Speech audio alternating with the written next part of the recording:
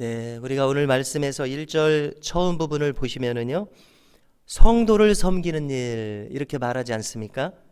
그 성도를 섬기는 일에 대해서는 따로 쓸 필요가 없다고 합니다.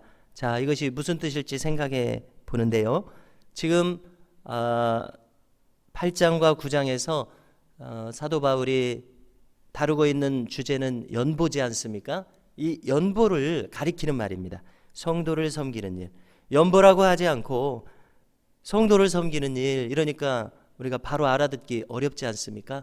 그런데 이 전체 흘러가는 맥락을 보면은 이것이 연보를 가리키고 있습니다. 쉽게 말해서 헌금을 합시다, 이 말을 지금 사도 바울이 하고 있는데요. 이 연보라는 이 말이 생각 같아서는 한 10번 정도 반복되고 있는 것 같습니다. 자, 이렇게 계속 헌금합시다 이 말을 하니까 사도 바울이 꼭 헌금을 지금 강조하는 것을 목적으로 하는 것처럼 느껴집니다. 그 속뜻이 없이 헌금합시다 이렇게 말하는 사람처럼 느껴집니다. 자, 그런데 성도를 섬기는 일, 이렇게 그 뜻을 밝혀서 말하면 더 의미 있는 말이 될 것입니다. 우리가 오늘 말씀 중에서 이 9장 5절을 보시면은 거기에 연보라고 중간에 기록되어 있지 않습니까? 그 말이 본래 헬라어에는 선물이라는 뜻으로 되어 있다는 것입니다. 그러니까 우리 한국어 성경으로 번역하면서 선물이라고 해야 될 것을 더 분명하게 뜻을 알려주기 위해서 연보로 이렇게 바꾼 것을 알 수가 있습니다. 자, 연보라는 말도 좋지만 그 뜻을 새겨서 선물이라는 말, 성도를 섬기는 일, 또 우리가 앞에 8장에서는 은혜라고 한번 썼었습니다. 이렇게 그 뜻을 밝혀서 말하면은 더 좋은 말이 될 것이다, 이런 생각을 합니다. 연보라고 해서 분명하게 그 뜻을 밝힌 점도 있습니다. 자, 예루살렘 교회를 향한 연보. 자, 이렇게 하는 것보다 예루살렘 교회를 향한 선물, 이러면은 더 뜻이 깊어진다는 생각을 합니다. 자, 우리가 이제는 2절을 보시면은 참 재미있는 말을 합니다. 자, 뭐라고 말하냐면 지금 바울은 마게도냐 교회를 돌아보고 있습니다. 저 북쪽에 있는. 자, 그래서 여기 이 고린도 교회는 디도를 통해서 편지로서 지금 교회를 돌아보고 있는 것이고요. 그리고 뭐라고 말하냐면은 저 마게도냐 교회에 가서는 여기 고린도 교회를 칭찬하고 자랑했었다고 합니다.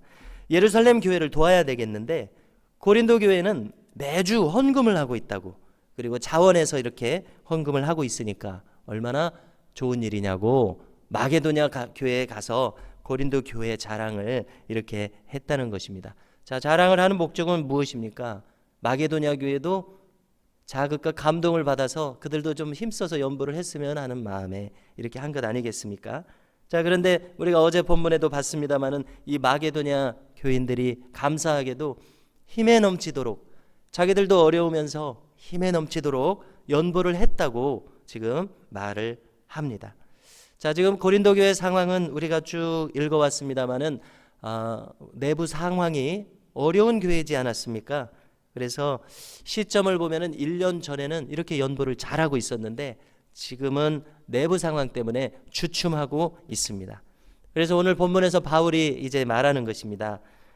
이제 잠시 후면은 혹시 마게도냐 교인들과 함께 고린도 교회를 방문하게 될 터인데 그때 우리가 서로 부끄럽지 않도록 연보를 다시 시작해서 연보를 준비했으면 좋겠다, 이렇게 권면을 하고 있습니다.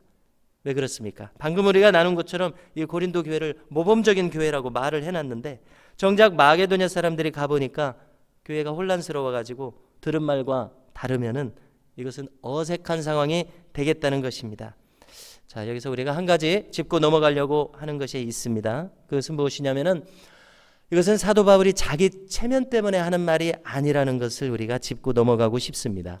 바울이 고린도 교회를 그렇게 자랑했는데 사실과 다르다고 하면은 자기 체면을 잃을까 봐서 이렇게 말한다고 우리가 읽을 수도 있지 않습니까? 그런데 그 뜻이 아닌 것을 좀 새기고자 해서 거론합니다. 자, 여기 바울의 진심은 무엇입니까? 그냥 자기 체면 때문에 그런 것이 아니라 여기 지금 고린도 교회에 하나님 역사가 나타나서 성도들이 자발적으로 구제 헌금을 하고 있습니다. 하나님의 역사지 않습니까? 이렇게 해서 은혜를 나눴는데 마게도냐 사람들하고 말씀을 나누면서, 그런데 정작 그들이 바울과 함께 고린도 교회에 도착해 보니까 말한 것과 다르다. 즉 하나님의 역사가 일어나고 있지 않다. 그러면 얼마나 이것이 민망한 상황이 되겠습니까? 그러니까 바울이 지금 이렇게 거론하는 권면은 무엇입니까? 하나님의 역사가 1년 전에 일어났었던 것처럼 계속해서 일어나도록 하십시오. 여러분들의 마음이 혼란스럽고 시험이 지금 들어섰다고 해서 우리가 해야 될 일을 하지 않으면 되겠습니까? 하나님의 역사가 계속 일어나도록 여러분들의 마음을 하나님께 향하십시오. 이런 의미라고 생각합니다. 바울이 자기 개인 체면 때문에 그렇게 말했다면 얼마나 이것이 덕이 되지 않는 그런 마음가짐이겠습니까? 그래서 하나님의 역사가 계속 일어나는 모습을 우리가 서로 보입시다 하는 차원에서 했다고 생각합니다. 5절에서 지금 계속해서 이렇게 말을 하고 있는데요. 이렇게 미리 연보가 준비되게 함으로써 준비하여야 연보다울 것이다 이렇게 말하고 있습니다.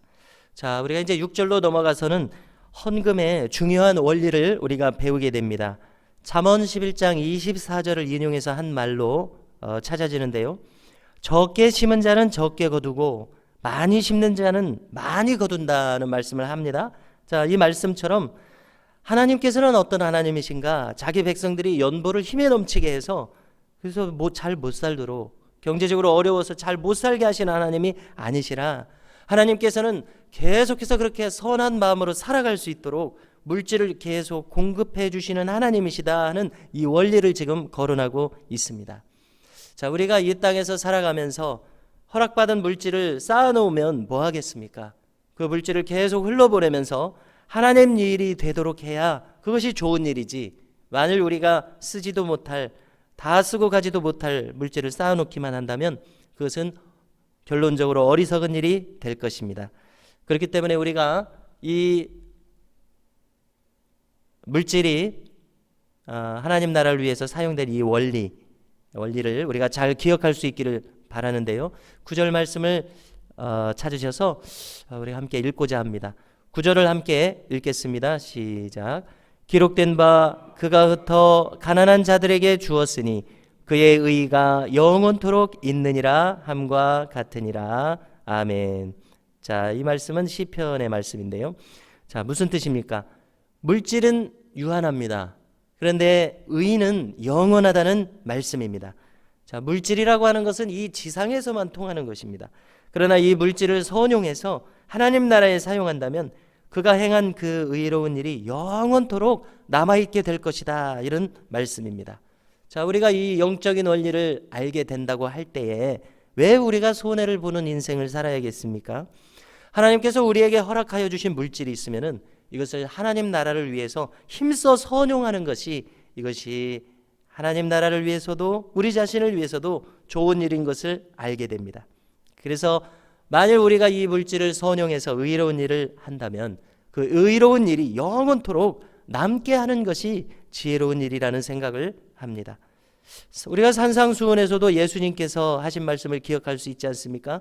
너희 보화를 하늘에 쌓아두라, 이렇게 말씀하셨습니다. 어떻게 우리가 이 땅에서 허락받은 물질을 하늘에 쌓아둘 수 있습니까? 그것은 이것을 하나님 나라를 위해서 사용함으로써 하늘에 쌓아두게 되는 것을 우리가 기억해야 하겠습니다. 자, 이 9절의 말씀을 우리가 평생 살아가는 삶의 원리로 삼는다면 우리의 삶이 더욱 복된 삶이 될 것입니다. 저는 이 비슷한 말씀을 하나 더 떠올려 봤는데요.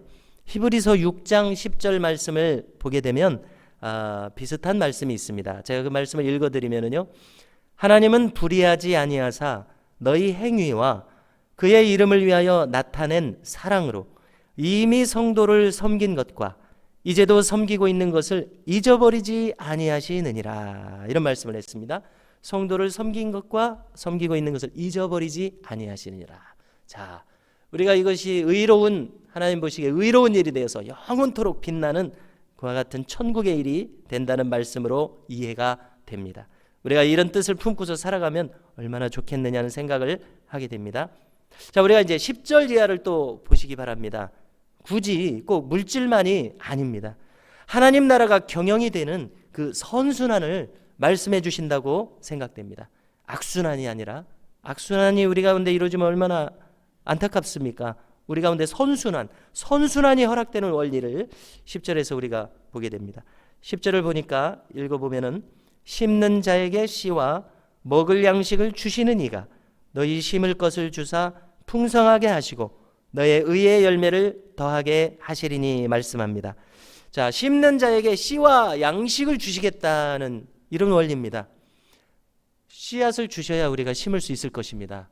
그래서 심을 수 있도록 씨앗을 주신다는 그런 말씀입니다. 우리가 씨앗이 필요하기 때문에 하나님께서 그 필요를 아시고 우리를 주십니다. 우리가 나를 위해서 쌓아두겠다는 것이 아니라 하나님 나라를 위해서 심겠다는 마음으로 살게 되면 하나님께서는 그 심을 씨앗을 주신다는 것입니다. 할렐루야.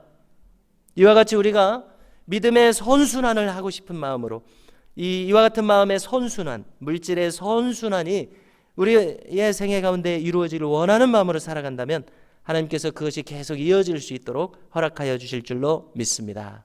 이처럼 복된 삶이 우리 가운데 펼쳐질 수 있기를 주님의 이름으로 축원합니다.